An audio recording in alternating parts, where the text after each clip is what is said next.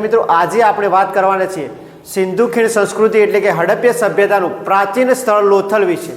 તો લોથલની સૌપ્રથમ વાત કરીએ તો લોથલ જિલ્લો અમદાવાદ અને ધોળકા તાલુકામાં આવેલું છે, જે ભોગાવો નદી કિનારે આવેલું છે।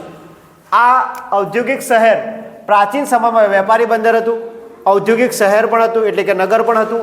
સાથે સાથે ઈંટોનું બનેલું માળખું અહીંથી મળી આવ્યું। ત્યારે ધક્કો એટલે કે ડોક યાર્ડ માનવામાં આવે છે।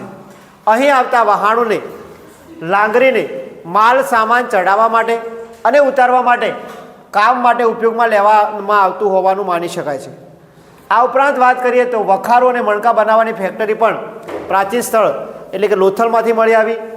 લોથલ પ્રાચીન ભારતનું સમૃદ્ધ બંદર હતું। હડપ્પા સભ્યતાનો આંતરરાષ્ટ્રીય વેપાર લોથલ બંદર મારફતે કરવામાં આવતો। સિંધુ ખીણ સંસ્કૃતિના આ બંદરનું સંશોધન એ આર રાવ દ્વારા કરવામાં આવ્યું છે।